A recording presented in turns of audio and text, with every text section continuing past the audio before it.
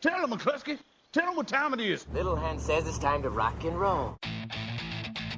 All you people are so scared of me. Come quietly or there will be trouble. Man, that's just me. I'm Batman. This is Sparta! There is a tiger in the bathroom! I'm an excellent driver. If it bleeds, we can kill it. Pop quiz, hotshot. Keep the change, you filthy animal. So do you know what's gonna happen? You done all this already? As me? I don't want to talk about time travel. Because if we start talking about it, then we're going to be here all day talking about it, making diagrams with straws. We both know how this has to go down. I can't let you walk away from this diner alive. This is my life now. I earned it. You had yours already.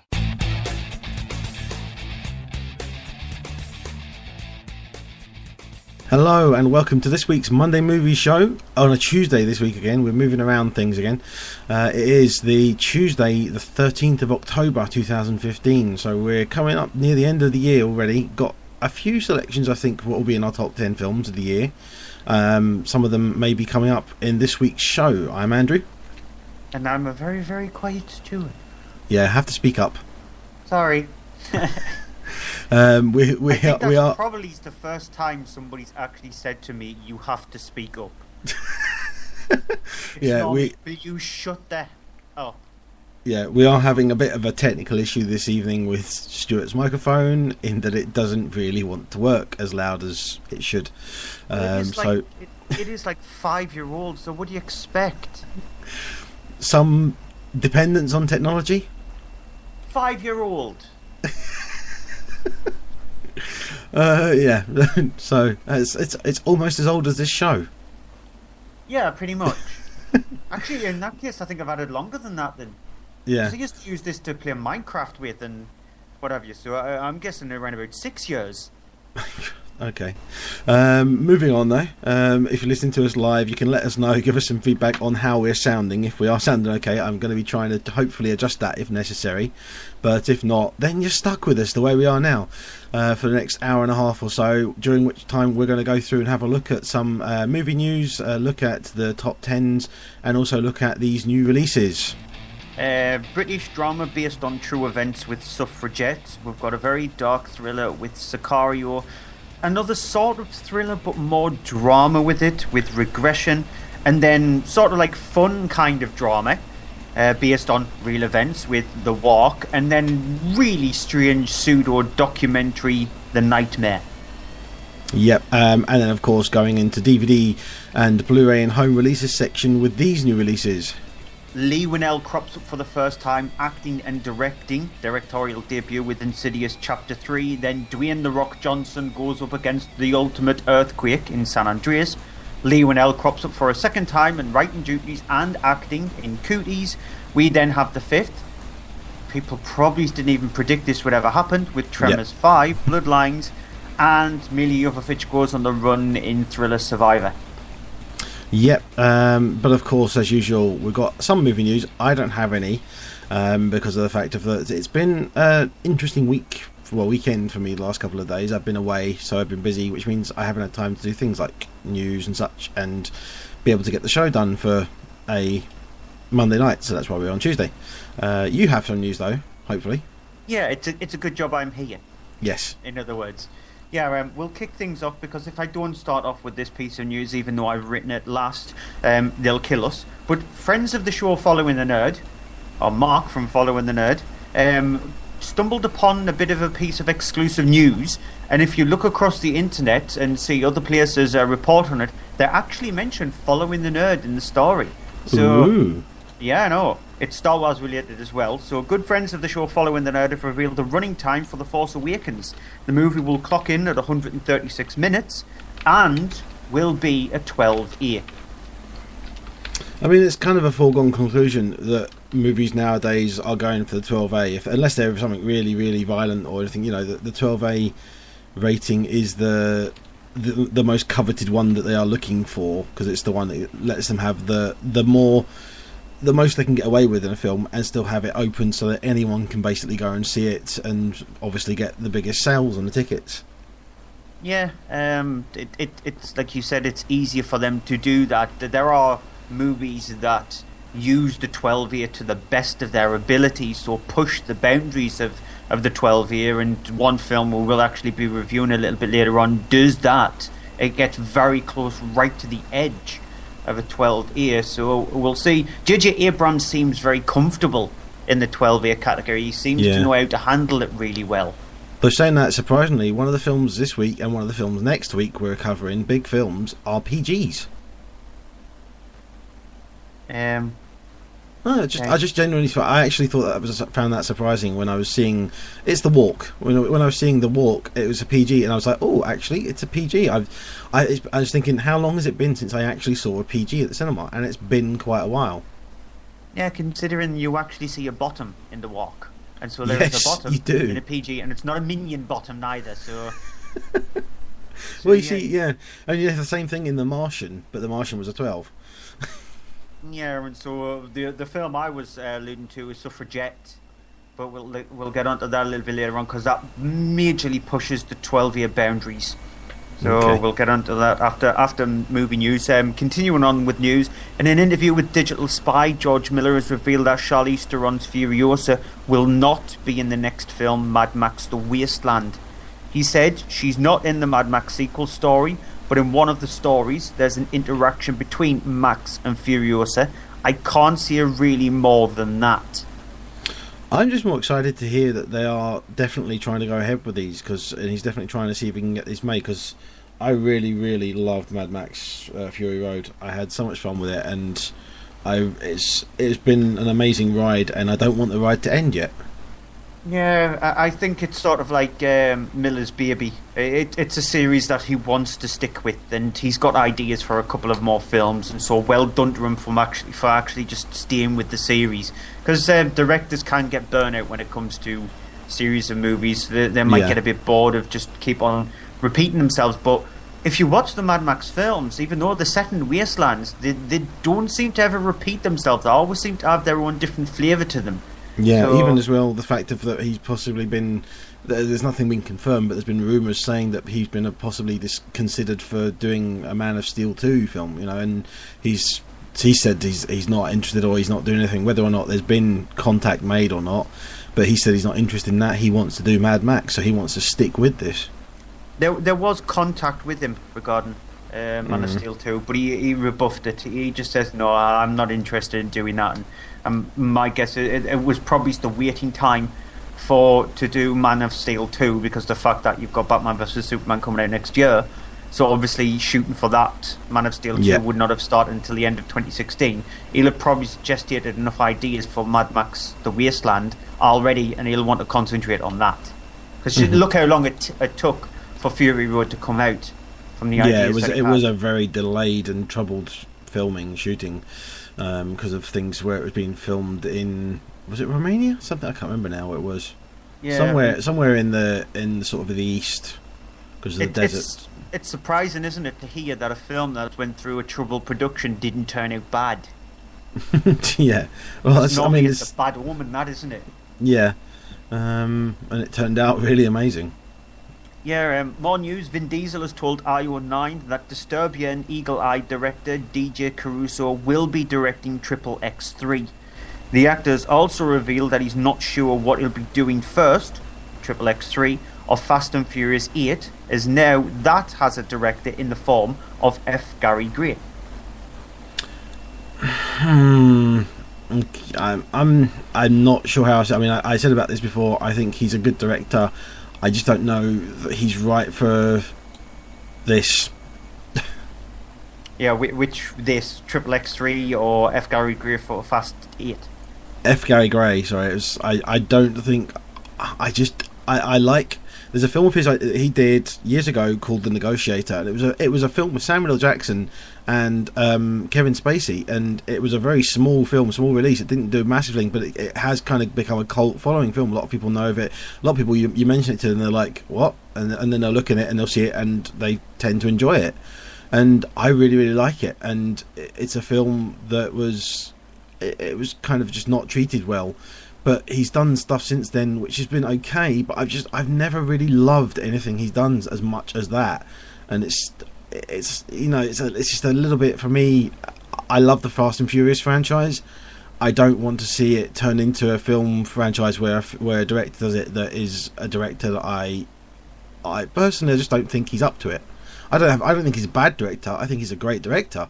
I just don't think he's up to keeping up with the Fast and Furious franchise, that he's going to do it better than what they've done.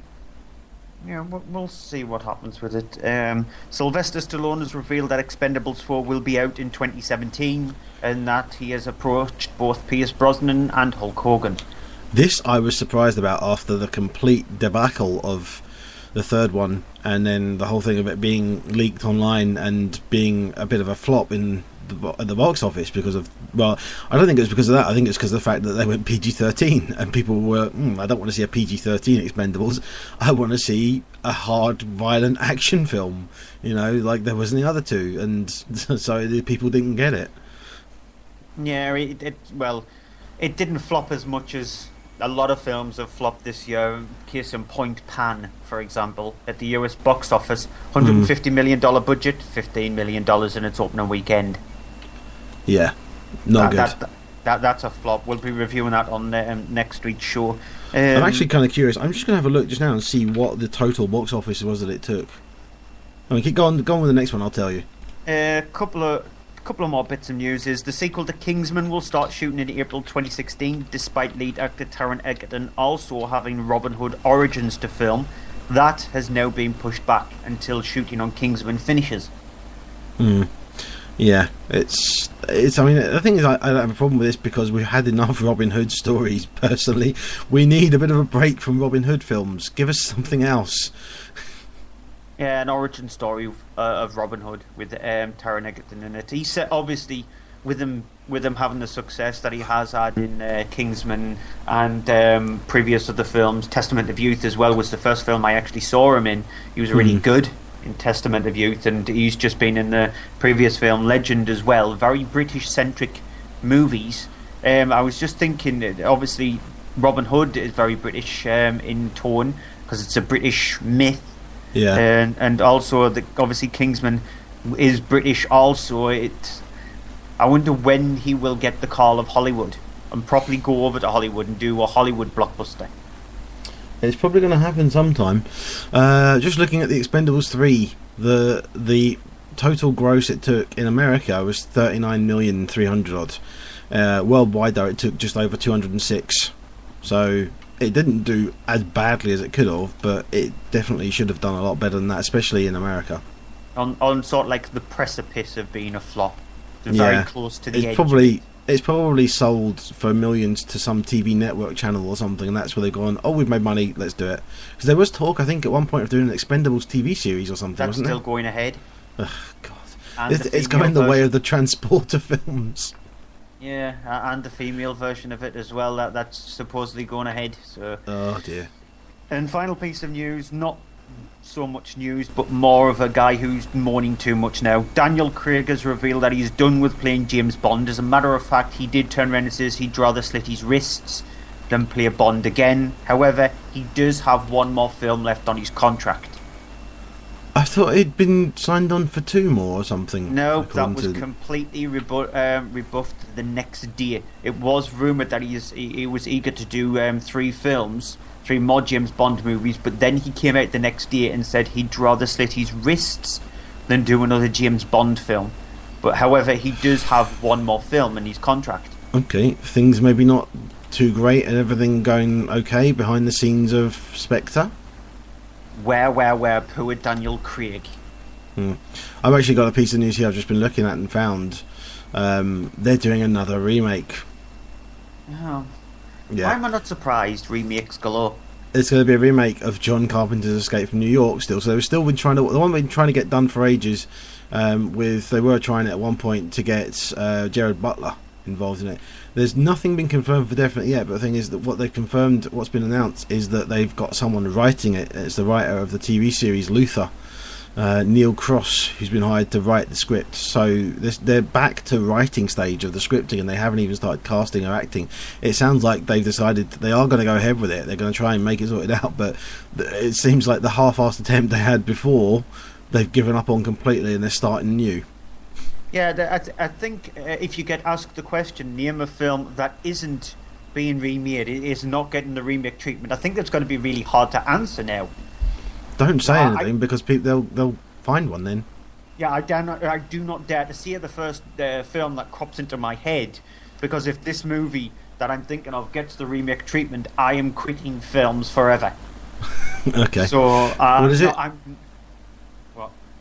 What film? It's a film that's very close to my heart, and that's all I'm saying. Okay. I know which one. I know which one you mean. Yeah, I know which one you mean. Yeah, because if I do mention it, then that's it. I give up on movies. It'll get remade with like Zac Efron and stuff in it. He'll be too old actually. Being in it. Okay, UK box office top 10, starting at number 10 with Inside Out. My guess is you've still yet to see it. Yeah. Yes, and my guess is you'll have not have seen it by the time it exits the top 10, which will definitely be next week, considering that there is a few films to enter next week's chart. It might make its way up the chart because it still gets a lot of showings during the day, doesn't it? And the holidays just started again. No, that's not going to happen, considering that Hotel Transylvania 2 will have had 2 preview weekends. That's true. And then you will have you will have Suffragette from this week. That goes into next week's chart because it was only released today. So you'll have previews from today's as well. Pan's previews from the weekend just gone, and you also have Crimson Peak. Unfortunately, it is sort of like being shoehorned into the release there, and probably get into the bottom end of the top 10. So next week's top 10 is going to look very different. Yeah. So tell me, should I see this still then? If I try and see it. Yeah. I'll just take my teeth out for a minute. Sorry. You definitely need to see it before the end of the year. Okay. Number 9 is Regression, which we'll get onto during this part of the show. Number 8 is The Maze Runner: Scorched Trials. Yeah, it's okay. It's got a few decent ideas. It just falls flat. It doesn't have the impact that the first film did. But it is better than the Insurgent Divergent series, because that one's got one really good film and one really bad film. This series has got an interesting film and a film that's okay. Macbeth is at number 7. We both liked the film. The acting wise was very well done. It shows off Scotland and the bleak darkness the way William Shakespeare wrote it. Michael Fassbender is fantastic as Macbeth. I just felt like the underuse of Lady Macbeth, played by Marion Cotillard, was sort of like lacking a little bit, considering that she is the forefront of the Macbeth story. But it's still a really interesting film. Movie at number 6, I think, it's done really well, given its time it was released and everything. But it's starting to make its way out of the top 10 now. Everest. Yeah, if you can find it still shown in IMAX, that's the best format to see it in, because there are some epic vistas to see in IMAX, especially if you manage to get to see it in laser IMAX as well. That is the ultimate way to see it. I would have loved to see The Walk in laser IMAX, because I only saw it in 3D, but we'll get onto that a little bit later on. But I would have loved to have seen that film in laser IMAX, because they're both very similar in some of the way the 3D and the IMAX is actually used in it. The Intern is at number 5. Have you seen this yet? No. You haven't? No. It's surprisingly, it's a film that it looks as if it's going to be a bit of a train wreck when you see the trailer, but although it does look funny, and it is funny, and I found it enjoyable. I think it's really very nicely handled, put together. I think it's got a great performance from Robert De Niro in it, and a great performance from Anne Hathaway, and I think that it actually has some moments in it that are genuinely sweet and genuinely entertaining. I really, really did enjoy it. I was surprised how much. Doing really well considering it's a rated 18 film at number 4 is Legend. Yeah, Tom Hardy plays both the Crea twins really well. It's just everything else around him is lacking. The story is very mundane and boring and pandering. I thought the voiceover was just not handled really well, the way the story's actually told on that front.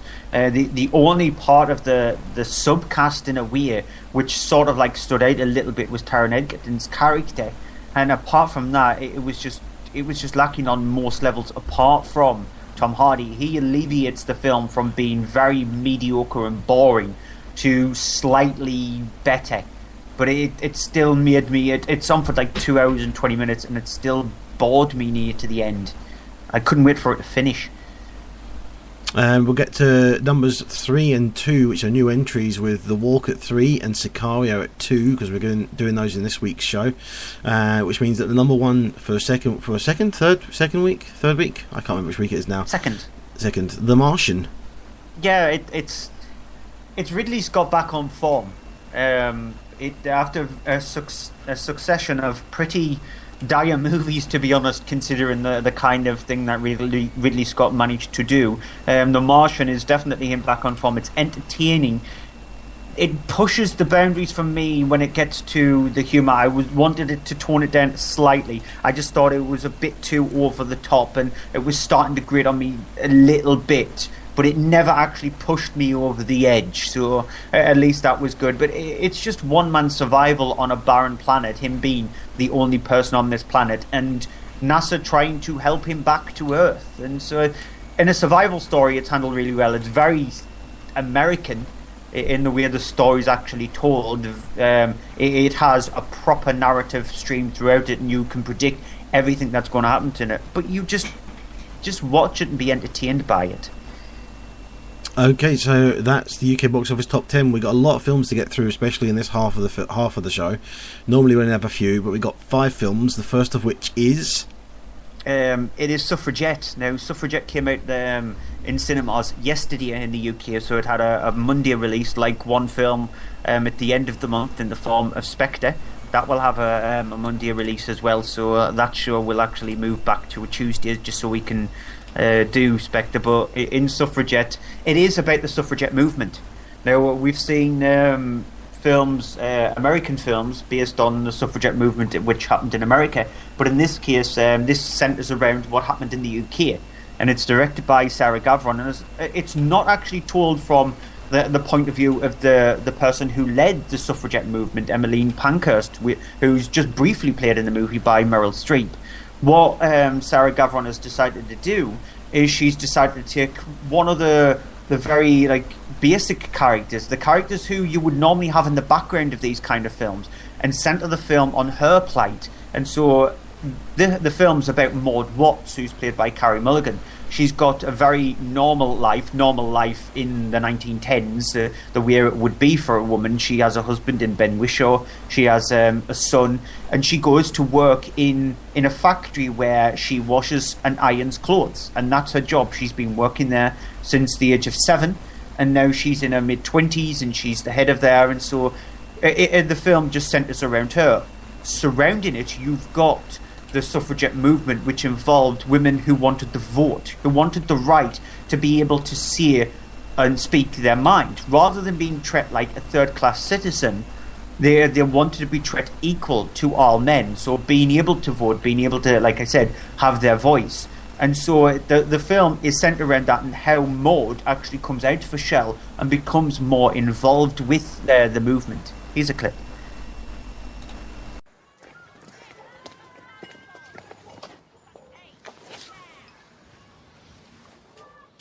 Say, that's for tomorrow. That's to say till I see you next. Off you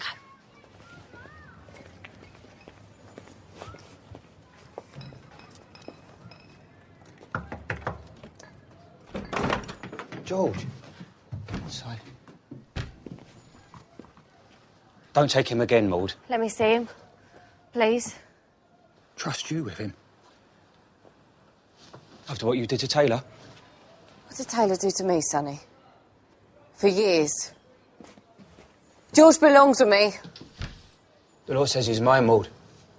Where he belongs is up to me. That's the law. And going alongside the plight, you've got a character who's played by Anne-Marie Duff, who plays Violet Miller, and you also have a pharmacist. It's rare seeing a female pharmacist, but you have a pharmacist played by Helena Bonham Carter, who lives with her husband, and her husband is sort of like alongside her. However, when they start actually pushing the boundaries of what they need to do to get noticed, he sort of like becomes in the background. And you also have a police officer played by Brendan Gleeson, and when you meet his character for the first time, you believe that he is going to be one of these hard-nosed kind of police officers who... There is a scene in the film which shows off how brutal he might actually be when the suffragettes are picketing outside of the courtroom after going up against King George, to try and get some kind of rights to them, and then all of a sudden violence breaks out, and he just stands there when you see the police officers beat these women down. But the more the film goes through, the more he starts to realise their plight, and he understands their plight, and that's what the film was all about. It's showing what actually happened with women, and how, like I said, they just wanted to be treated like normal people. They didn't want to be skivvies. They didn't want to be the maids of the world. They didn't want to be the people who had the worst kind of jobs. They didn't want to be ridiculed by men. If the scenes that happen inside the factory, the men are always really nasty and derogatory to them, saying that they should be beaten by their husband because that's their place in the world. And they didn't want that. And as I said when we were reading out the news and going through the box office top 10, this pushes the boundaries of a 12-year very close to a 15. This is a very high-end 12-year, because there are some brutal scenes in this film. There are some really harrowing scenes in the film. And when I went to see the film itself, I was the youngest in the audience by quite a margin, because it does play out to the older audience, because they sort of like have slight memories of going through it, and you could hear a pin drop because people were concentrating on the film, people were interested in the film, and it's down to pretty much everybody involved in it. There isn't a weak character in this film. There isn't a weak actor. Carey Mulligan is fantastic as Maud Watts. Helena Bonham Carter also plays a character brilliantly. It's nice to see her do movies like this instead of just the very cardboard cutout sort of like comic book character she's been playing in the last 5-10 years. Ben Whishaw as Maud Watts' husband, I think he's a very interesting character, because he does not want to fall in the stereotypical category of a man who beats his wife up or is really nasty to her. He wants to treat her. He is actually pretty much treating her equal to him, apart from obviously when they get their money together, they put him in the pot and he expects her to do a little bit more work, but he's still much nicer to her, and I think he handles his character well. Brendan Gleeson's fantastic as the police officer. We didn't expect very much from Meryl Streep, considering she's very fleeting in the film, but overall the film it needs to be seen. It's one of those kind of important films that comes along once in a while that needs to be seen, just to show what it was like for women back in the early 20th century, and how long it took for them to get the rights to be able to just be a normal human being. I wasn't able to see it because I was supposed to try and see it today, but just unfortunately couldn't make it. So I do want to see it, and I'm curious about it. And do you think it's one of those films where, because the thing is, a lot of the time the issue I have with these kind of things is they're based on true events, but then obviously you get the feeling somewhere that they've embellished things, they've made things really worse, they've manipulated things to make the film more effective in certain ways, more emotional or more distraught or something in it, so that you're watching it and you go, oh, that's really harsh, and maybe had not been so harsh? Or do you think it's just being truthful to the situation? As a matter of fact, it's toned down compared to what happened. Because if you read what happened during the suffragette movement, it's much more brutal than what is actually displayed on the screen. The antithesis is the scene just outside of the courtroom, where they're waiting for the ultimate decision whether Parliament is going to pass this law so women can actually vote. And when the women get beaten up by the police officers, it's brutal as it is. For a 12-year, that you would actually only see this kind of violence in a 15, to be honest. And it is quite extreme. And that is just a small little slither of what happened to females back in the early part of the 20th century. They had horrible lives. They were treated very much like slaves. If you watch the movie 20 Years a Slave, they were very much like that. Well, I was just thinking, like that. I was just thinking, actually, it reminded me of the idea of things like Lincoln.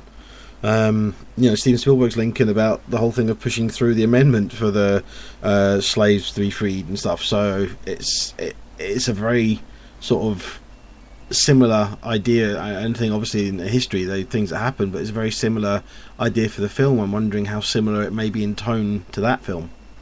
I think it's more brutal than Lincoln is, because Lincoln, I thought, shied away from a lot of what was on show. This doesn't do that. It is bleak. It's bleak throughout. There are only shiny moments every now and again, but it is brutal. Okay, moving on to Sicario, which is directed by Denis Villeneuve. It is a thriller centering around the character of Kate Mesa, played by Emily Blunt, who is an FBI agent who is working on sort of a task force that at the start of the movie she's involved in a raid on a building. It's there's a slight shootout during which a big chunk of a wall is blown away, revealing that there are bodies hidden in the walls.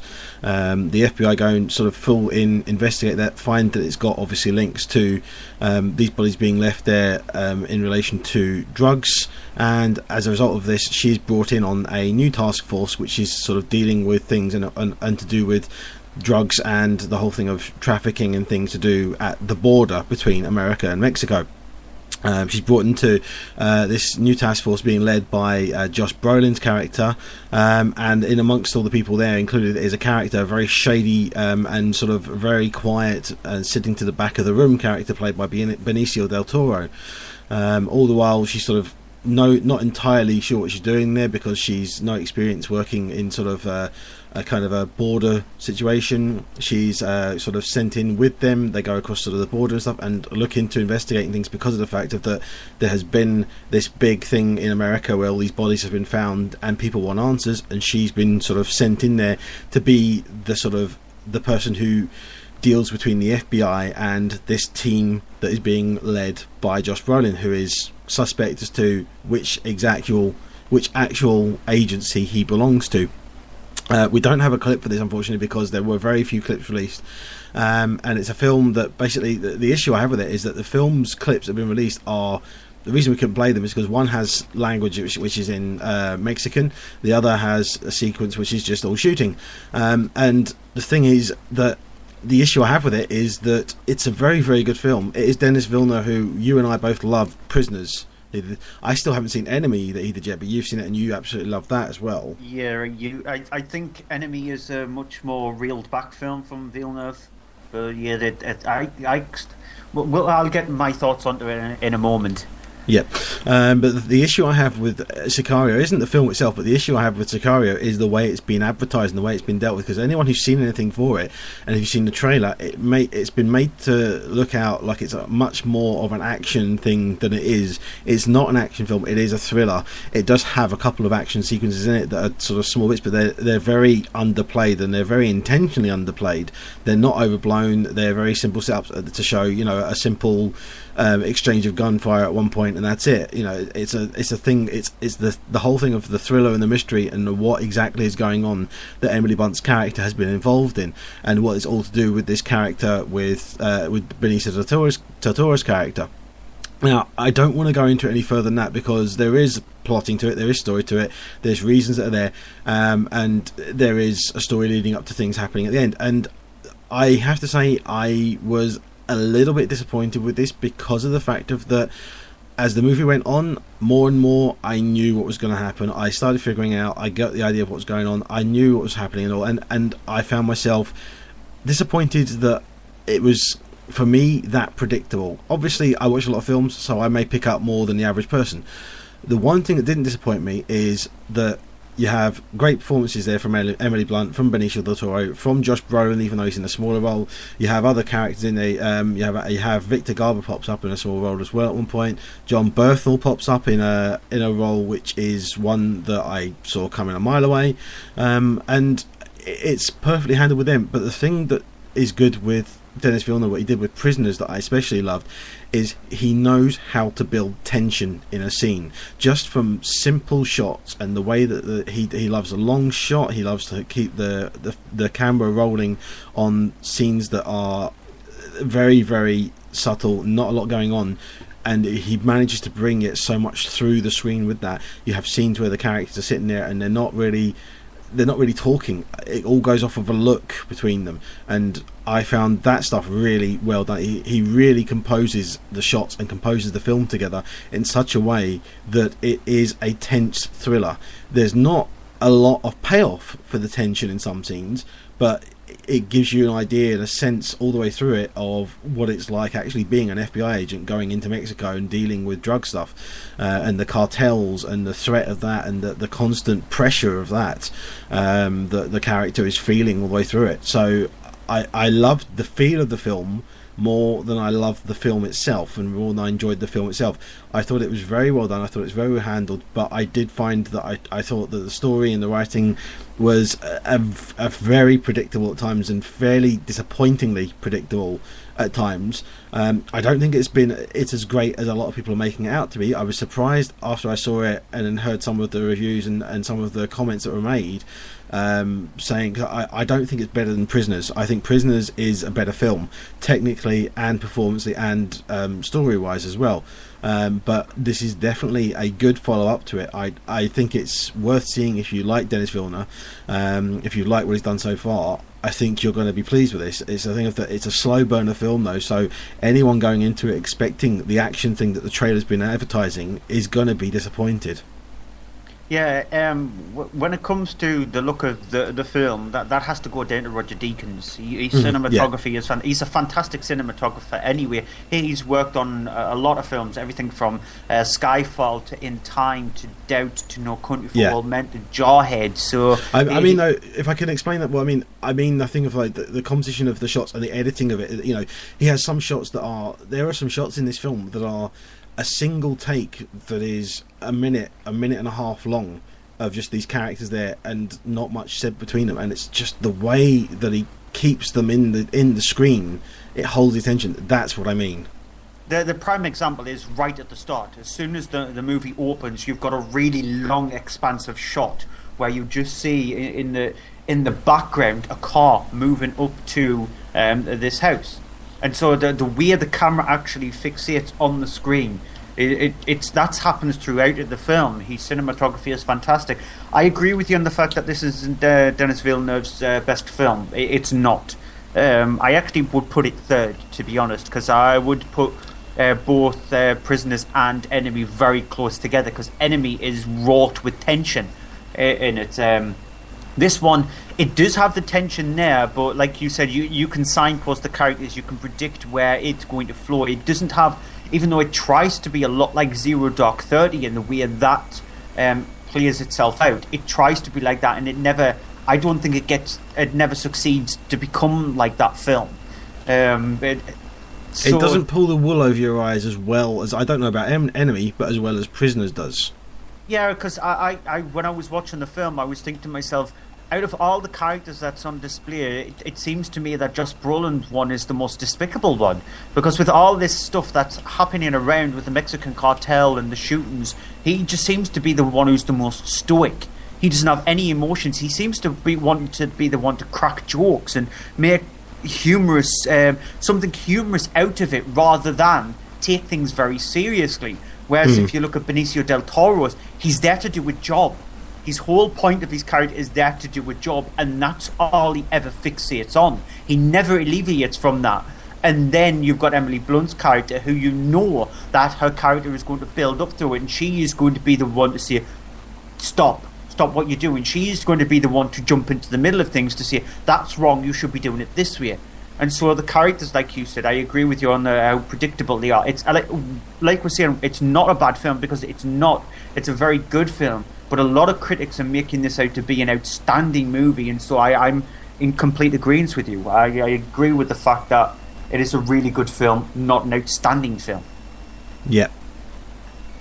Regression, on the other hand, is a very strange movie. That phrase says it all. Yeah, it's a very, very strange movie, Regression. It's directed by Alejandro Amenabar. Now, Amenabar did a movie called The Others, which is a very, very creepy movie with Nicole Kidman in it. One of Nicole Kidman's best films, because she has that sort of like ghost kind of look to her. And I thought she was really well casted in The Others. And Amenabar's best film is not regression. It is The Others. It's definitely not regression. And in this, it's set in Minnesota in the 1980s, and it's about how in America they became obsessed with sacrifices and news stories about devil worshipping and things like that. And it's set in a small little town where a girl who's played by Emma Watson, she plays Angela Gray, sees that her father did something bad to her, and that she was put up for sacrificial. She's been put up for sacrificial slaughter a couple of times, and she's been sort of like used as a tribute. And it's up to Ethan Hawke's character, who plays a police officer, who plays Brooke Kenner, to try and dig deep with the help of David Thewlis, who's a person who's trying to find out what's going on. The help of them to try and find out what exactly did go on with Angela. Here's a clip.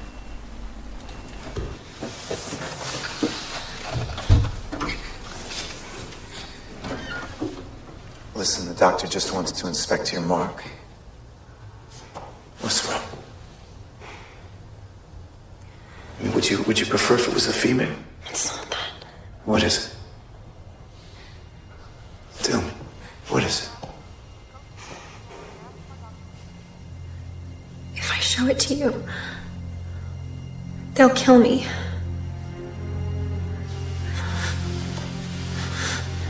You listen to me. Right now, it's incredibly important that you tell us everything. All right? We think that your grandmother... Come on, there were more people there with painted faces. Why won't you confirm it? The devil's on their side. The devil doesn't exist. There's good people, okay? And there's bad people. And unfortunately, these people are real scum. But good people like you are stronger than they are. Yes, you are. People say that you're shy. But I don't see that. I see someone who is incredibly brave. Someone who's been through living hell and made it stop all by yourself. And now you just need to take one more step, okay? Trust me. That clip there, I had to edit it down from 2.5 minutes, and that was the shortest clip. So you're saying it was bad for you with Sicario. It was even worse for me with Regression. And now the thing with Regression is, if you've watched the trailer, it makes it feel like it is a supernatural horror movie. That is definitely not the case. It's very deceivious when it comes to the film. It plays out more like a drama with a few tiny little supernatural elements to it. There was a movie that was released a few years ago called The Tall Man, and people made that out to be a movie about the Slender Man mythology, when in fact it's not. And I thought The Tall Man was a very underrated little film. I thought it was really well handled.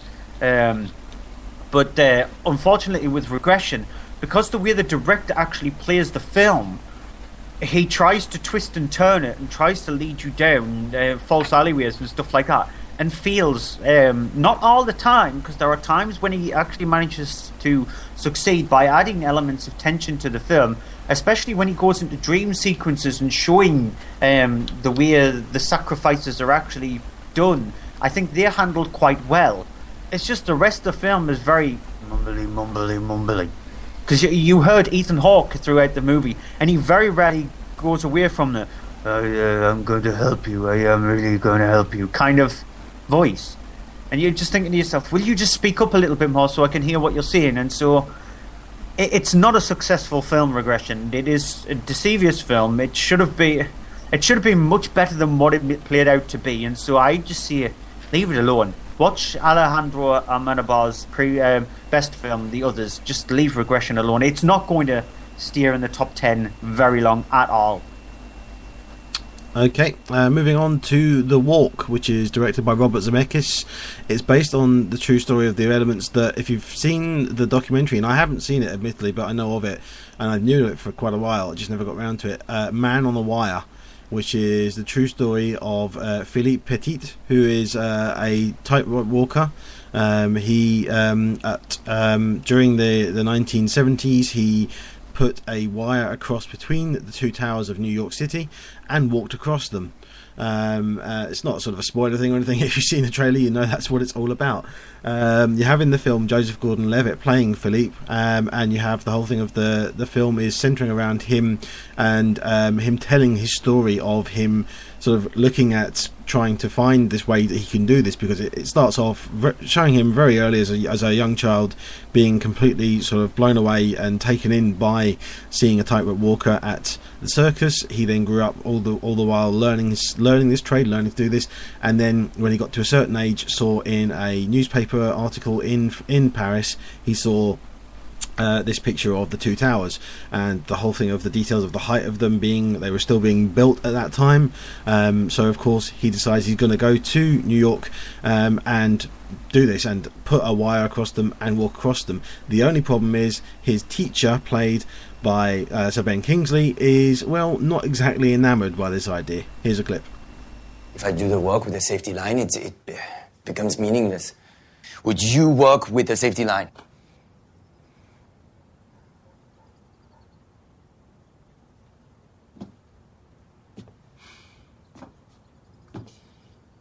Years ago, when you first started to teach me in this house, I was a stupid little kid and I never listened to you, but you told me something I always remember. You said you cannot lie on stage. I think I understand now. You know, Philippe, what you're doing, I may not understand it. But it's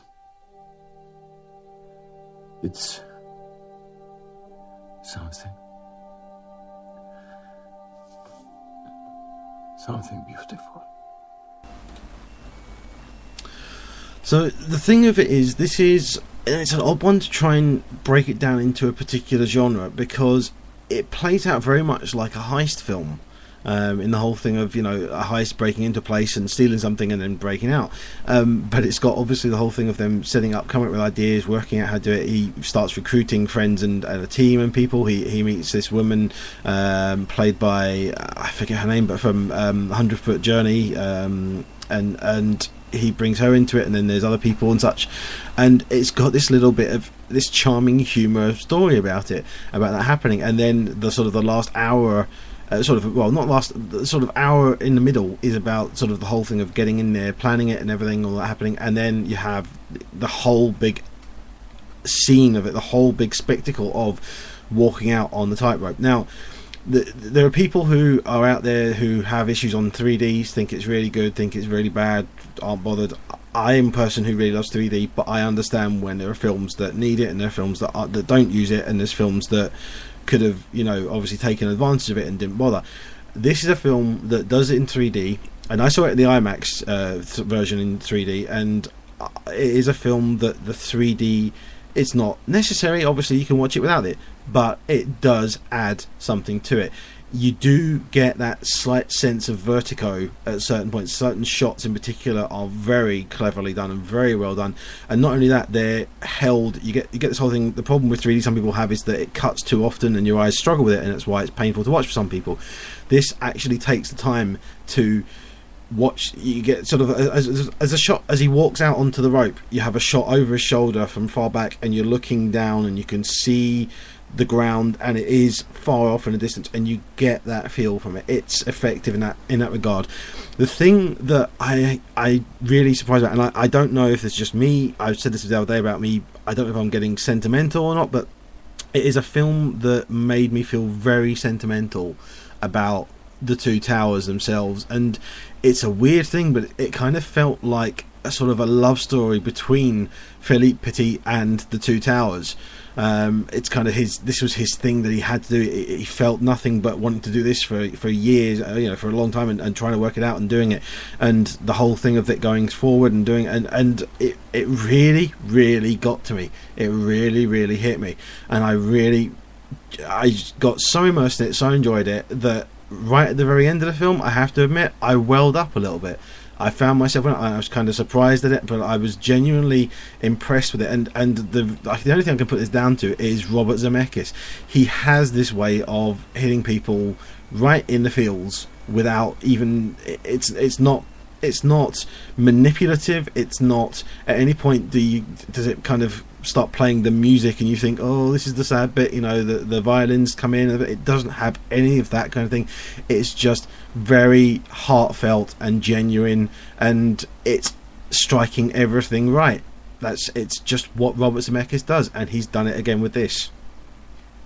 I wasn't enamoured with the film as much as you are. Yeah, I liked the film. I did actually really like the film. I had a slight problem with the constant soliloquies. It just got slightly a bit too much on my nerves. We didn't need the movie to be signposted as much as it is, because the story is very straightforward. Yeah. And so it makes you feel very dumb when it does it like that. If it was a movie where it had complex twists and turns, maybes.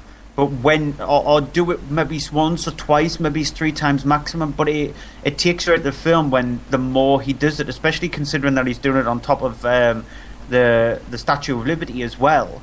You felt like the Ghostbusters was going to turn up any moment, and just take him down to the middle of central New York. So it just took me out of the film each time that was happening. And Zemeckis has a lot of fun, as does Joseph Gordon-Levitt. His accent is actually quite well done. His French accent has got the French twang. It's sometimes a bit too thick. It kind of wavers occasionally, but it's not too bad. Yeah, Ben Kingsley's though is a bit weird. Just very all over the place. Yeah, no, I actually made a comment the other day about Ben Kingsley can't even do an English accent anymore. He's become a man of many non-accents. Yeah, it felt like he was re-auditioning for the Thunderbirds movie again. It was just like he was trying to be like the bad guy in that, and his voice, accent. I was reminded of him trying to do a Maori accent in Ender's Game. Yeah, that's true. So it was all over the place, but I thought Joseph Gordon-Levitt was fantastic. He shows he's a really good actor. Surprisingly, I never felt any of the vertigo feeling while watching the film. Reason being is because it's not spoiling anything, but when he is walking across the tightrope, it's a good 15-minute scene when he's doing that.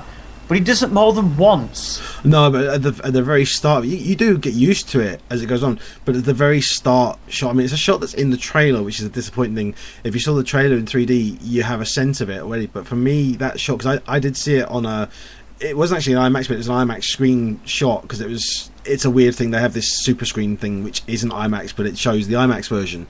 And it had that effect for me. That very first shot, as I said, going over his shoulder, and it pans over him and looks down over him. I actually thought for a second. I felt, I actually genuinely felt that. Yeah, I didn't, unfortunately. Now, I wanted to feel like that. I wanted to, because I've been reading a lot of stories prior to the release of this film, because this film was released in IMAX first last weekend.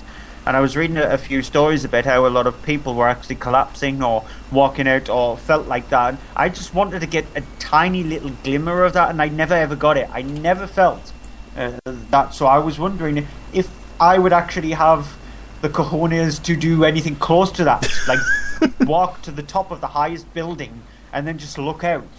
And then probably crap myself so badly that I'll end up going into the fetal position, rocking backwards and forwards, going, it's a lie, I'm not here, I'm actually not here. So that, I wonder if that would be the case. But yeah, the film never gave me any kind of fleeting glimpses of vertigo. But I still liked it, I just didn't love it as much as you did. The final film, if you could call it the film anyway, is a pseudo-documentary called The Nightmare, and it's from director Rodney Asher, who did Room 237. Can you remember Room 237? Isn't that the one that was the documentary about The Shining? Yes, it was that one. That's the documentary about The Shining, which I didn't get around to seeing, unfortunately. I wanted to. Stuart at From Page to Screen loves Room 237. I thought it was one of the worst films I saw last year. It's an horrendous movie. Now, the thing is with The Nightmare is this is much better than what he did with Room 237. Nightmare centers around it's a pseudo documentary on people who suffer from sleep paralysis. Now, these are the people who cannot get to sleep, and they are constantly awake during the night, or they wake up during sleep and they feel like they're in a very real dream, whether it being like a demon that they see, and these are actually played out on the screen. So rather than the director interviewing these people just straightforward about their problems with the sleep paralysis, you actually see them play out. So you see these sort of like dark malevolent characters loom over their bed frames. You see some of the problems that occur during the film. The problem with The Nightmare is it's never brave enough to ever push the boundaries and go to some extremes. It starts off really slowly, and it sort of like shows you and puts you into their shoes, but then it just gives you the basicness that it started off with. It shows you glimpses of the dark people. You want to see more. You're sort of like, to watch this kind of film, you need to be a horror fan. And you sort of like go into that sick kind of horror fan territory where you're thinking to yourself, I wonder what would happen if they died in their dream, or I wonder what would happen if it's so severe, because it's pseudo-documentary. It's not a documentary per se. It's a pseudo one. I wonder what would happen if an extreme thing actually did happen to one of them. And it never pushes any kind of boundaries whatsoever. So the sick horror side of me wanted to see nastiness, whereas Rodney Asher was more interested in showing us mundaneness. So, is it, I mean, in your view, is it better than Room 237, or do you think it's on par, or do you think Stuart will have the same view in it? Because if he really liked it and you really hated Room 237, what do you think the view will be on this one? It's miles better than Room 237, because Room 237, it really got me annoyed. This didn't get me annoyed. As a matter of fact, Rodney Asher's best thing he's ever done was I think it was the S segment for ABCs of Death 2. I know he worked on a segment for ABCs of Death 2, but I think it was S that he worked on. That's the best thing he's ever done in his career. He needs to steer away from these stupid documentaries and concentrate on maybe he's trying to do a horror film, because he's got some ideas there. It's just he's more thinking about, oh, well, let's try something a bit unique, when he just falls flat on his bottom all the time. Okay, well, that's it for this week's cinema releases. We're going to take a quick break and we'll be right back with this week's DVD and Blu-ray releases in the home section, so stick around after that. The From Page to Screen Moviecast. So they have, 9 times out of 10, they have to send it back to you unopened or just throw it in the garbage can. Things don't always look exactly as we envision our life to look, but sometimes it works out and turns out even better. Gregor Fisher, his bacon number is 2, because he was appeared with January Jones in Love Actually, and January Jones and Kevin Bacon appeared in X-Men First Class together. I've got to say, the very Harold and Kumar 3D Christmas, now that just makes me want to rush out. It's about the acting, about the writing. That's really what theatre is for me. Probably had more names than Prince or whatever. Never mind, there's a joke for the oldies. It'll be like, who's Prince? Who's he? I'd just like to see Mr. Freeze hiring his bad guys, going, right, okay, so you're a psycho, right, can you ice skate? Head over to iTunes, Spreaker and Stitcher and put in the search box From Page to Screen. Hello and welcome back to this week's Monday Movie Show. We're into the home release section of the show where we're looking at these films. Yep, we have the latest in the Insidious drama with Chapter 3. Horror. Well, we'll get to it in a minute. We have... Drawer. Yeah, drama. Drawer. I like that. Drama horror. I think The Tall Man was the last proper drama horror that I see. I keep on harking on about that film. Continue. Yeah, you must have liked it. We have The Rock is in The Rock. It's a bit odd having The Rock in a film about earthquakes. Yeah, Dwayne Johnson in San Andreas. We have Elijah Wood. Is it Elijah Wood in Cooties? Yes. Yeah, very odd horror film with the other title it was given somewhere else I think was Kid Zombies. No, Cooties is better. It actually suits.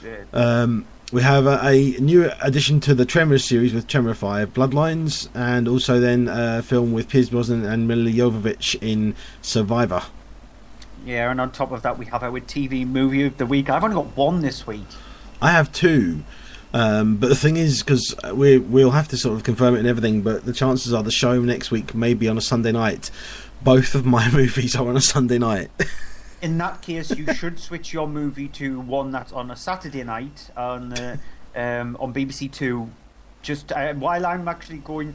When I do the first review, have a little look on your if you've got a TV guide. Look on Saturday night on BBC Two. You'll see the film there. You'll probably make your TV movie of the week. Okay. But the DVD and Blu-ray top 10. So at number 10 is John Wick.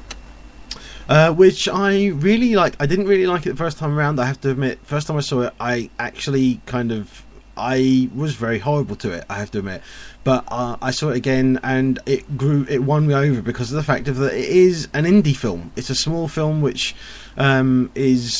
it does a lot with a very little. Keanu Reeves is perfect in the role. It's actually a role that's kind of really suited to him, and it's a film that it's one of those kind of classic revenge films, but not done very badly like an 80s film. It's done very well, nice shot and everything, and good action sequences in it. And yeah, I'm looking forward to them doing John Wick 2 now. Which they are. I wonder if John Wick 2 is going to be about him going after somebody who's killed his cat. Yeah, well, it's going to be John Wick 3, but you killed my pet mouse. Yeah, and John Wick 4 is just him going up against people who badmouth Tom and Jerry. And number 9 is Beauty and the Beast. Yeah, in classic Disney has this thing of buy one get one free. So obviously there's that, and other Disney films are in the top 10. And it's the whole classic one of it's one of the better up there. Not my favourite, that is at number 7, but it's one of the higher class original animations from Disney. How many Disney animated films do you actually own? I actually only have a few. I'm not a big collector of them because I saw them a lot when I was younger, and as much as I at the moment don't have any kids, so that may change in the future. Yeah, I don't own a single one. I've got a lot more of the recent ones. Not Pixar, but I mean, we had another film in the top 10 at number 4, which we'll get to, is not a Pixar one, but it's a recent one. So it's the more animated ones, digital animation ones. Yeah, surprisingly, I own more DreamWorks animated films. Obviously, Studio Ghibli, I've got every single one of them, but I surprisingly own more DreamWorks films with the How to Train Your Dragon series, and I've got like the Despicable Me series and stuff like that. I have less Disney movies than I thought. As a matter of fact, I think I've got more DreamWorks movies than superhero films. So what does that say about my collection? At number 8 is Fast and Furious 7. Which is not the best in the franchise, we keep saying, but is definitely up there among the better ones. I really loved it. It's crazy over the top, but you know what you're going into it, starting it. And it's if you haven't seen it but you've seen the other ones, give it a shot because you probably won't be disappointed. It's not bad, it's not funny, it's not terrible, it's not amazing, but it's really good. And the thing is that it's actually a nice send-off for Paul Walker. Does this actually show that James Wan is more suited to the category that he's been doing over the last 10 years, and that's horror rather than action films? I think that he's got the potential in him to be a really good action director. I think, though, he does need to hone those skills a little bit because it's nicely done. It's just the hard thing is it's got to follow up with Fast 5, which is a brilliantly put together and brilliant done action film, which is not only an action film and a heist film. This is just an action film. It's not that cross genre which gives a bit of richness to the other films. See, I thought it was a bit hard for James Wan, considering if you look at directors like Steven Spielberg and John Carpenter, both of them actually mixed up with what they were doing early on in their careers.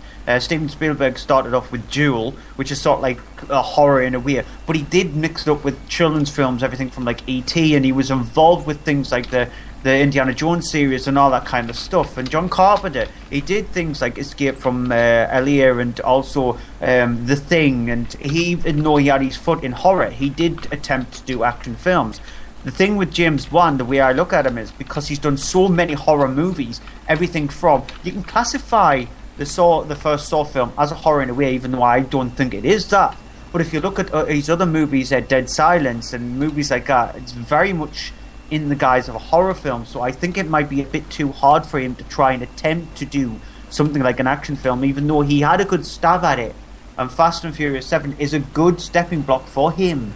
It's just, it proves my theory, because the fact that he has gone back to horror, even though he turned around before starting to shoot Fast 7, he wouldn't do horror for a little while. I think it's maybe beaten him a little bit, which is a shame, because he definitely shows skill. He's an interesting director, definitely. And number 7 is The Lion King. Again, Disney classic ones going back in. This is my favourite one of all the Disney animations, the classic ones, you know, the original hand-drawn animations. It's a fantastic film. It's one that's just, it's timeless, and it's fantastic. And you haven't seen it, then where have you been, ever?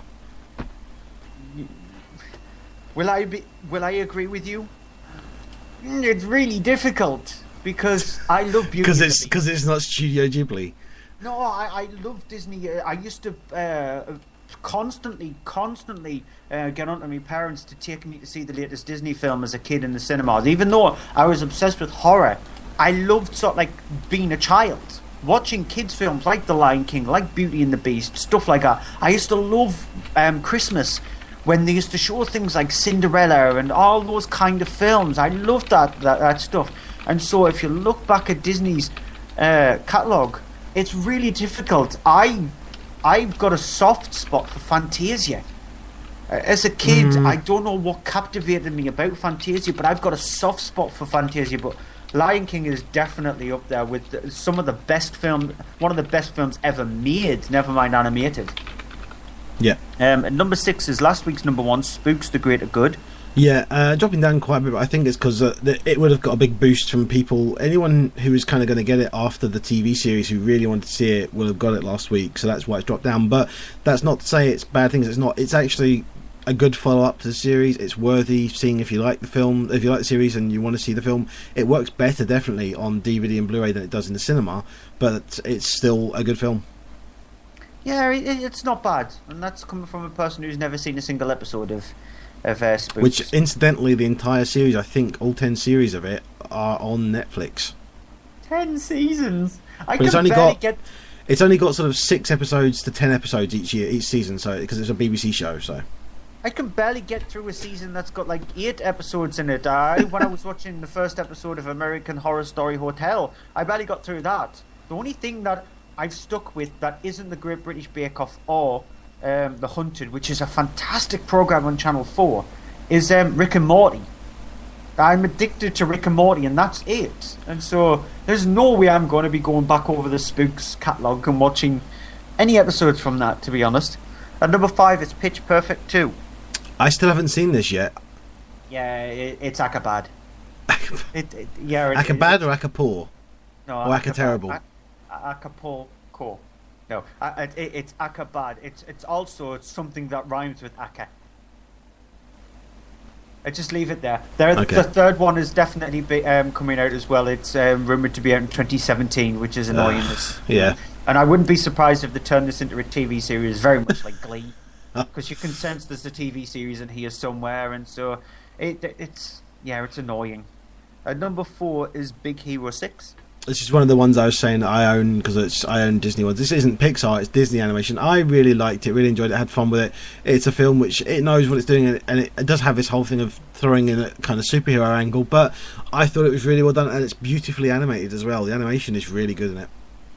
Yeah, the superhero bit was the annoying part for me, but when you've got a big character like Baymax, when he deflates and he sounds like he's drunk, and then he grabs hold of a cat and does the hairy baby.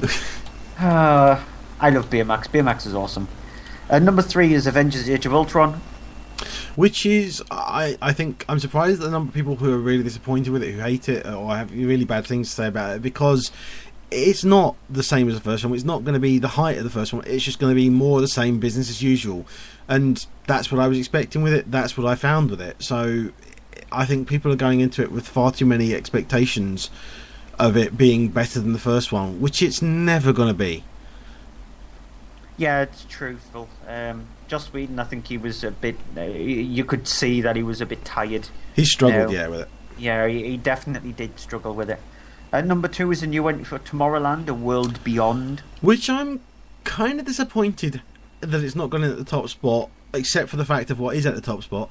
And it's a film that I think is a worthy Disney film. And the thing is, it's Disney doing something new and original and different. And it's Brad Bird directing, who is a great visual director, good storyteller. There's nothing bad about the film. It doesn't entirely come together for the first sort of half of the film until later. It's a very slow burner thing, and it kind of takes too long getting where it's going. But I enjoyed it, and I had fun with it, and I thought it was a great visual film. And I really enjoyed it. I'm disappointed it's not done better. I was hoping it would do a lot better on DVD and Blu-ray than it has done in the cinema, and it looks like it's going to be about set to do the same. It's not been massive. It's done well, but it's still struggling to get to the top. Well, you release it in a week when you've got the number one film, and that's a silly thing to do. If you want your film to do better than it did in the cinema, you need to release it in a week when you know that a film that did stupidly brilliant in the cinema, you should not release it up against that, because you know you're going to struggle with it. Mm-hmm. And so I felt like Tomorrowland was much weaker on second viewing than it was on the first viewing. On the first viewing, it had the flair of Brad Bird, and I love Brad Bird as a director. I think he's a very interesting director. When it came to this, when I saw it second time, I just felt like it took so long to try and do things that I was starting to get a bit agitated and a bit annoyed at the film. And so I can see why a lot of people sort of like didn't like the film, but it definitely didn't deserve the sort of like what happened to the movie, the bombing at the box office. There are films that you look at it and you think to yourself, yep, you definitely did deserve that, like The Lone Ranger and John Carter of Mars, or John Carter, but this one definitely didn't need that. The thing about it is, as well, for me, that really annoys me is that it's been kind of tied to the reason of behind the reasoning of why Tron 3 is no longer happening. That Disney is kind of saying, "Oh, we're cutting their losses and not risking the big budget of doing Tron 3 now because of the loss of that," which it really annoys me that they've done it, because I was really looking forward to there being a Tron 3. Yeah. And the number one is a new entry for Mad Max Fury Road. Possibly the best film of the year? It is still the best film of the year for me, but there is a film out this week that I'm hoping might actually better it. Yeah, it's a crazy action film. It doesn't have much of a story. It has a basic setup, and then you have an hour and a half of just action on the road, and it pulls it off brilliantly. It doesn't need any more of a story. It doesn't need any more development. It doesn't need anything more. It's a perfect film. It's a brilliant action fest, crazy guttural film that will sit you in the chair, beat the crap out of you, and then go, "Do you want some more?" And your answer will be, "Yes, please." Yeah, I definitely want more. I want more. I'm like the Oliver when it comes to Mad Max. I'm walking up there with the biggest ball. Please, sir, may I have some more Max? Yeah, please, Mr. Miller, namesake there. I have the same surname as you. Please make more Mad Max. Just please. But because I'm not a big action movie fan. My kind of oeuvre is horror films and very strange dramas from Russia or stuff like that. But even I was just blown away by Mad Max Fury Road. I don't own it yet on Blu-ray and DVD. I'm sort of like keeping it back for Christmas. It's an excuse for me to actually buy myself something at Christmas, and I would definitely be buying this, because when I watched it the second time, I've seen it 3 times, and every single time I've watched it, I've enjoyed it more than the time I watched it prior. And it is a film. It is a very well handled and put together film. Yeah, doing the show has changed me a bit. I'm getting a bit scared now. I need to actually just lock myself into a room and just watch nothing but constant horror films for a good few weeks, which is a good job because I've got a few to do in DVD releases. So we'll go straight into the first one, which is Insidious Chapter 3. It's directed by and written, and he's actually in the film as well, Leigh Whannell. It's his directorial debut. So it's an interesting film for him to go into it, because he wrote the first 2 alongside James Wan, who directed Insidious Chapter 1 and Chapter 2. And Insidious Chapter 2 was not very good at all. I really liked Insidious Chapter 1. And with this one, it's a very basic, simple story. He goes for prequel territory, and it centres around the character of Quinn. She goes to Elise, who's played by Lynn Shear in the film, and if you know the Insidious series, you know that Elise is the person who can get them to the other side, to this nether realm, where she can help them try to get rid of a demon or stop them. And like I said, this is a prequel, and so Quinn has gone to her with help, asking for help to try and speak to her mother. Elise then warns her, saying, don't ask to speak to your mother again, because there's an evil, malevolent force attaching itself to your mother, trying to get its way into our world, to latch onto you, to become corporeal again. And then an accident happens with Quinn. She's hospitalised, and then, let's just say, even more bad things occur. Here's a clip. There are two worlds that exist beyond ours, Mr. Brenner. Think of them as light and dark. I visited the dark looking for him, something I'd never done before.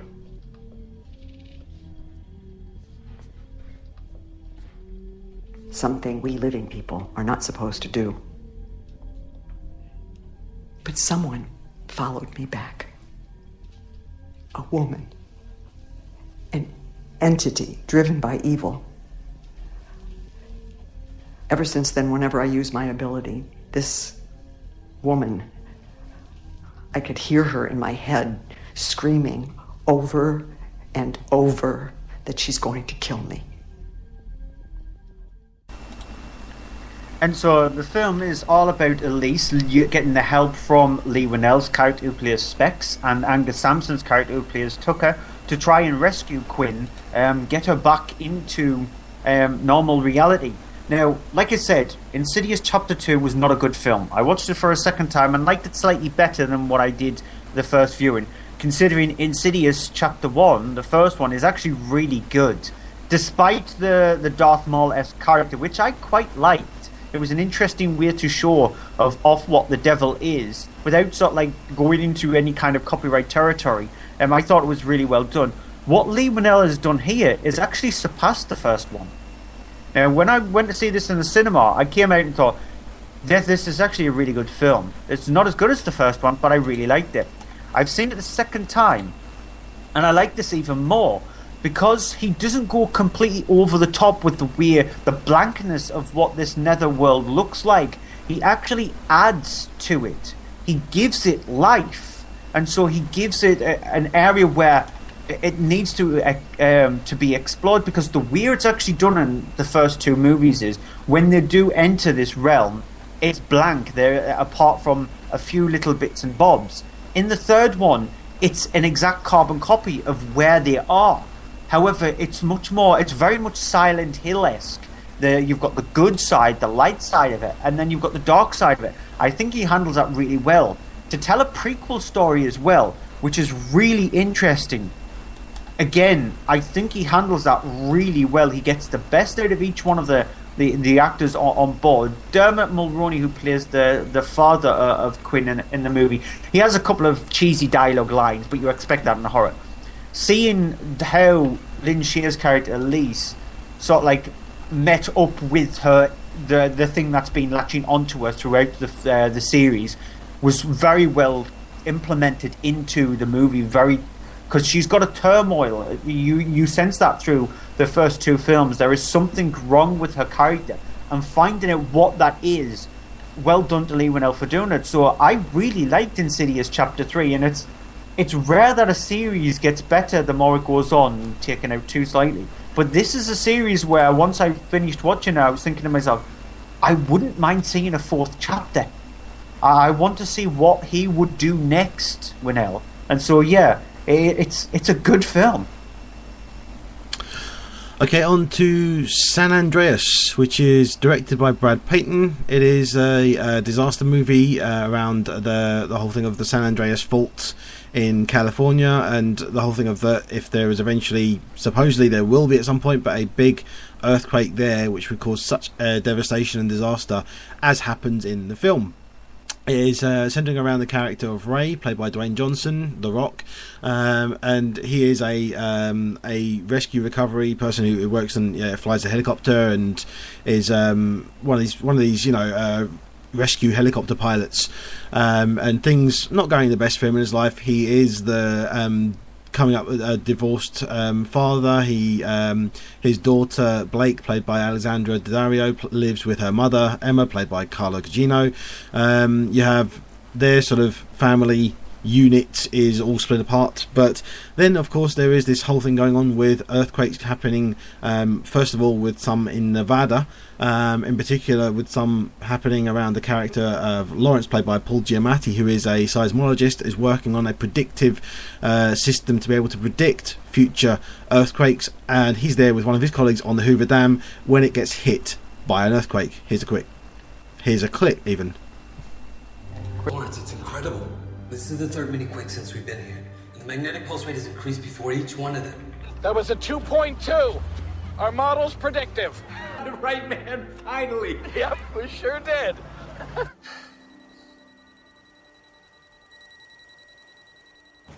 What's wrong? The pulse rates are spiking again. They're huge. Are you serious? Jim? We're about to have a major quake.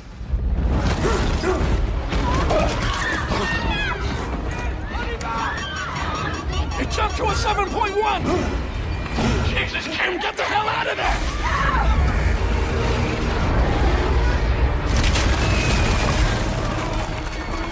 Everybody get off the dam! Oh, now!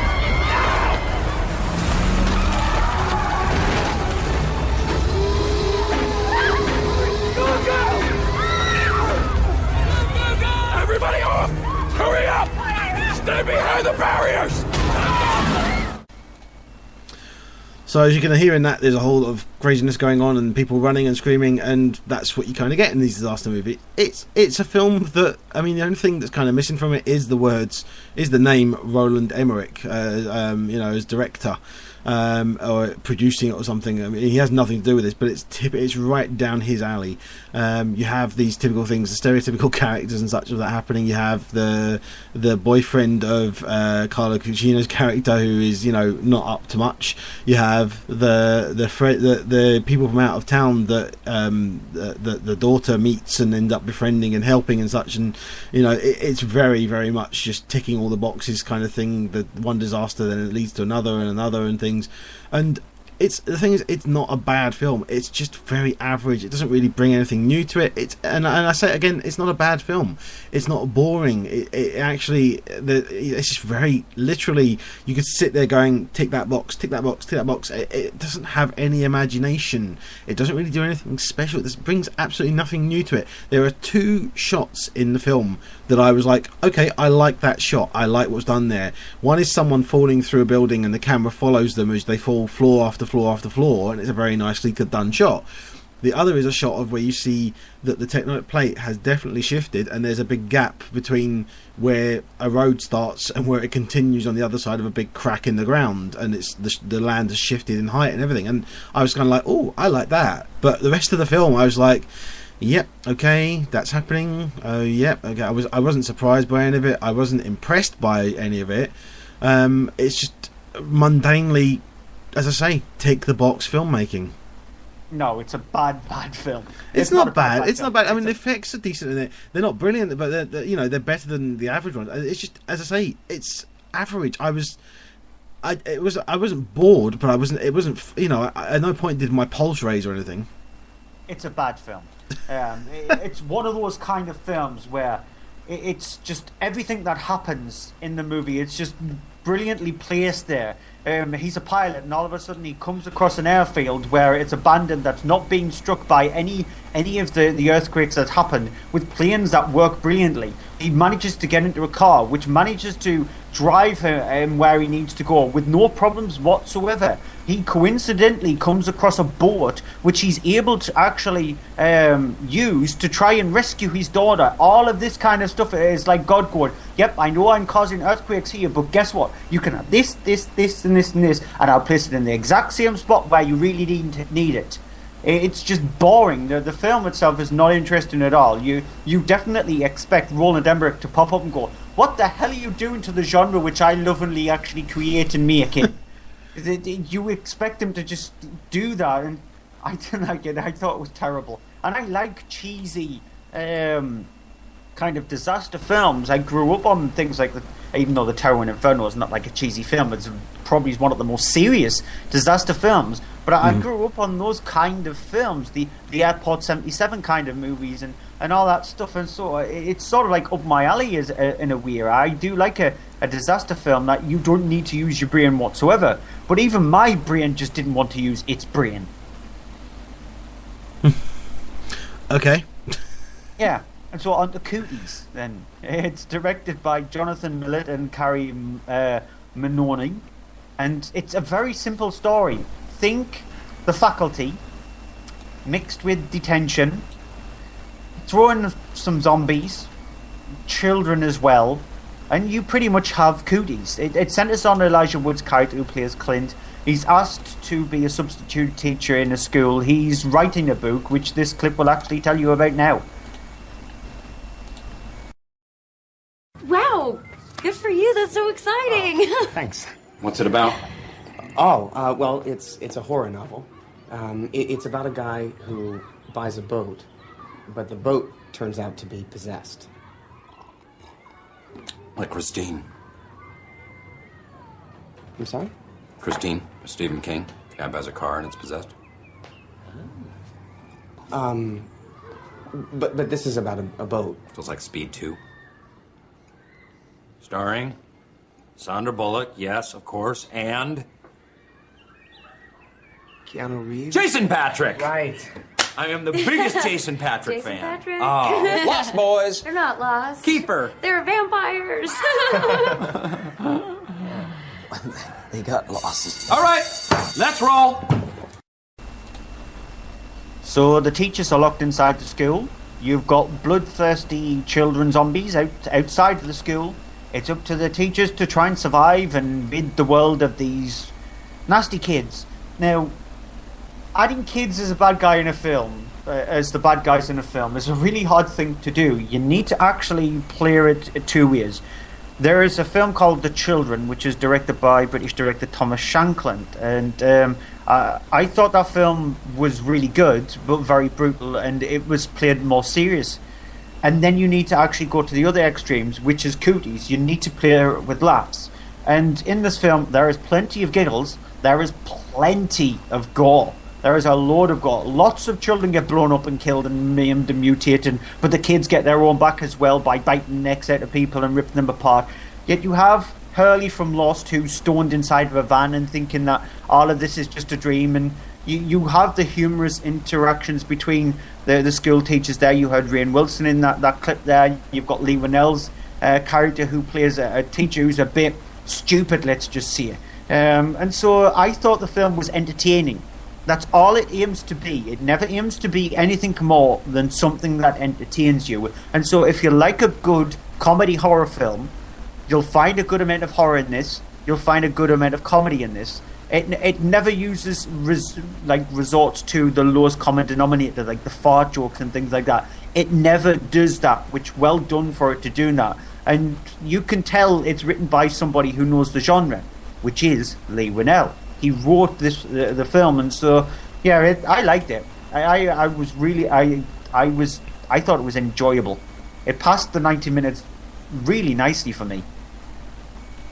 Okay, my last movie I'm doing this week is Tremors 5 Bloodlines. It is a straight-to-video continuation of the Tremors series, which started way back originally with a film with Kevin Bacon and Fred Ward in it. Then Fred Ward came back for the second one, and then there was a third one with people from it, and then they did a TV series for a year, and then they did a TV movie, which was the fourth one, which was a prequel thing. So that's the kind of history you're dealing with here of it. The whole thing of the Tremors thing is that there are these creatures that have been called graboids that live under the ground. They dig through the dirt and grab people and eat them, basically.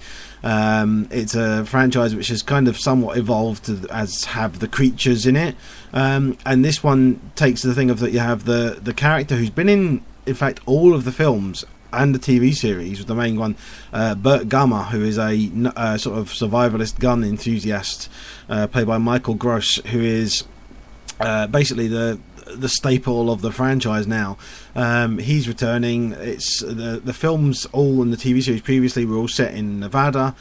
This takes it to Africa, to a place where they found a new outbreak of these graboid things. He's been brought in to deal with them and help with them, and it's that kind of thing you expect. What do you think it's going to be? Do you think it's going to be the typical kind of thing, the humour and everything that they try and put in these things, and this horrible kind of sci-fi TV movie of the week thing? And it is, but I actually gotta say, as terrible as it is at parts, I was enjoying it. I was getting into it. It's better than a lot of the ones that have been before, since the first and second one, the second one was okay, third one was pretty bad, and then the fourth one is just really unmentionable.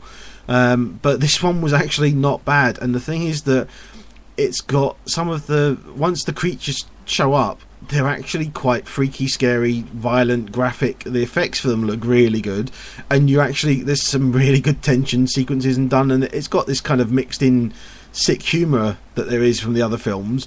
But there's only a couple of points when you're kind of going ugh, and you want to fast forward through parts of it. But for the most of it, it's actually better than the franchise has been for a long time. I'm not saying people are going to love it, because only if you like the franchise. I mean, it's still around, it's got a following.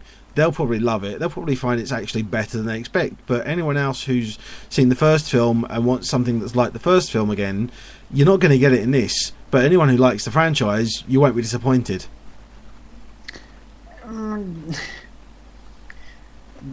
The thing with Tremors 5 is, as a direct-to-DVD sequel,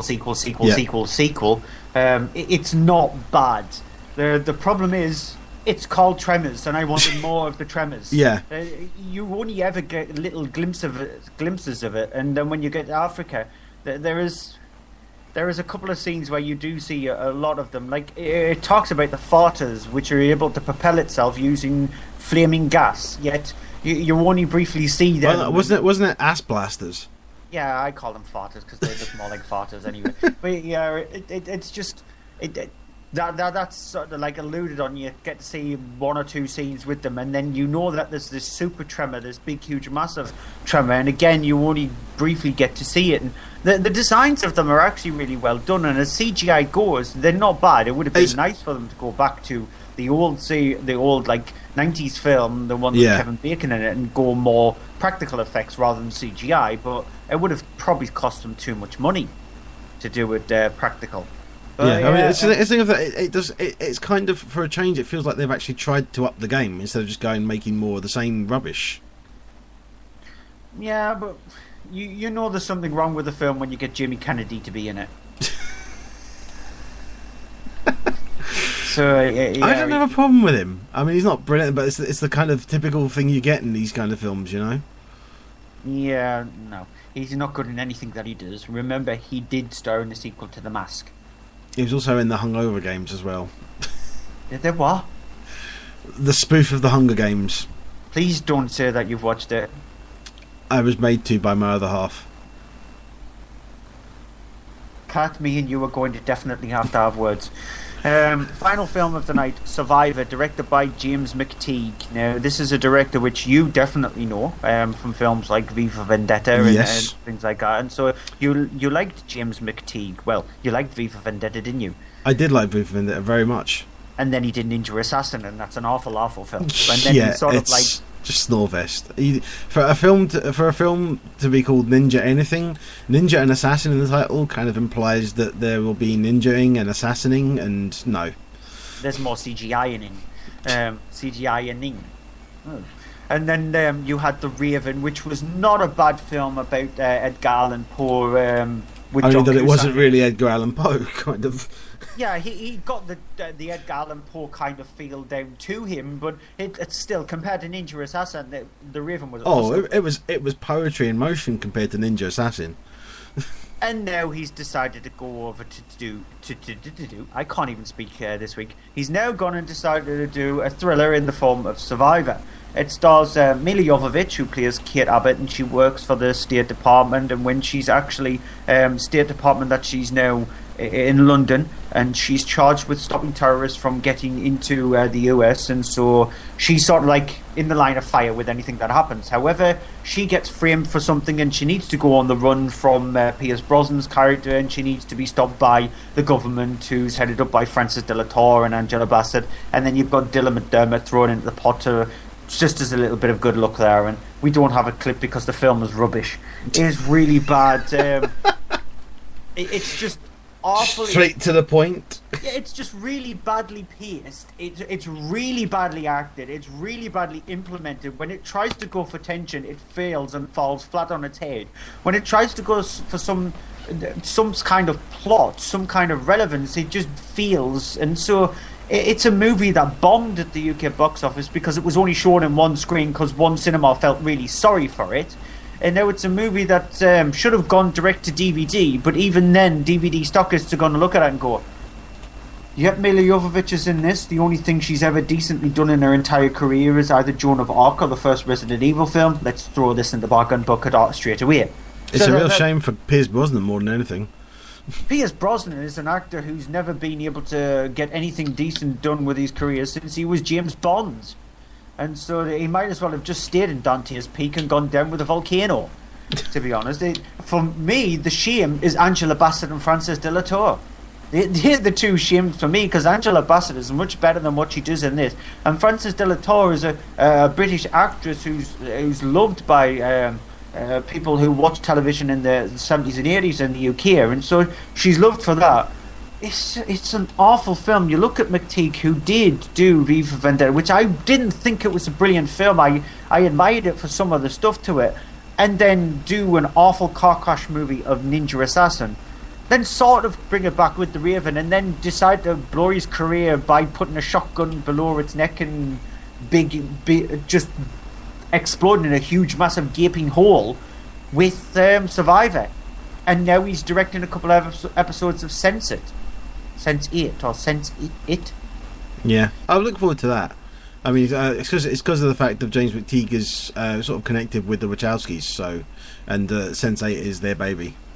Yeah, and I've seen a little bit of Bob's Sense8, and I just hate the look of it. So, yeah, I actually like it. I have issues with it, but I like it.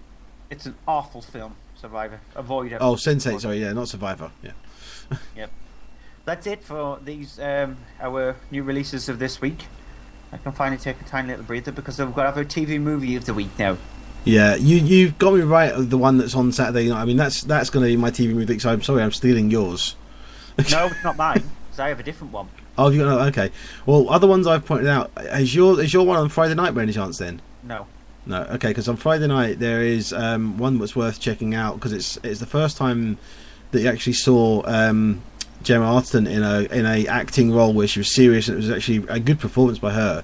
The Disappearance of Alice Creed is on 11:50 p.m. Friday night, the 16th of October on BBC One. That's a brutal film. It is a brutal film. In that film, which is very hard to watch. But she's very, very good in the film. She's very, very strong-willed. It's a very good performance by her in it, and also by is it Eddie Marsden in that? I think. Yeah. Yep, as well. He's very good in it too.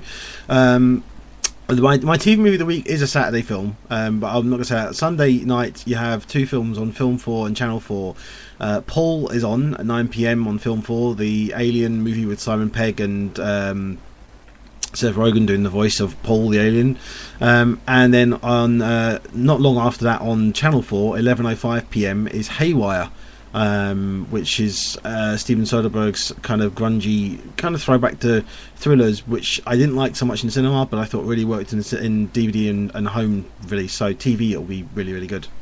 My TV movie of the week, though, thanks to you pointing it out to me because I went and checked it, is Drive, which is on Saturday the 17th of October at 10:45 p.m. on BBC Two, and I hope it's the original version, not the Drive recut, whatever it is they did, because BBC did a version where they redid the music with different music on it as an experiment. It's not that version. It is. Yeah, hopefully it's not, because I love the music on the cinematic version, the original version, and it's a fantastic film from Nicholas Winding Refn, and it's gritty, also a hard film like Disappearance of Alice Creed, hard, gritty, graphic, but a great film.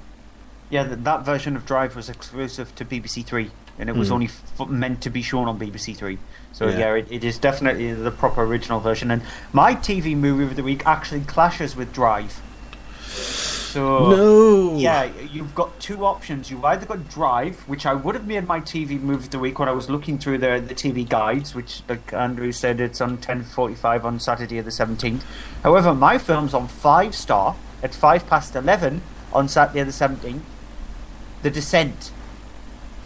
Okay, no, Drive's better. No, the Descent is better. Drive has no adverts because it's BBC. Yeah, I don't care. I love Neil Marshall, and Centurion has also been shown on during the week. I can't remember when, but Sunday. It's on I did Sunday pick that up on recently Channel as well. 5 at 9:00. So I picked up Centurion recently, quite cheap. Yeah, it's a good film, Centurion, but I think it's a really hard toss-up for me between Dog Soldiers and The Descent, but I think The Descent just gets slightly over Dog Soldiers.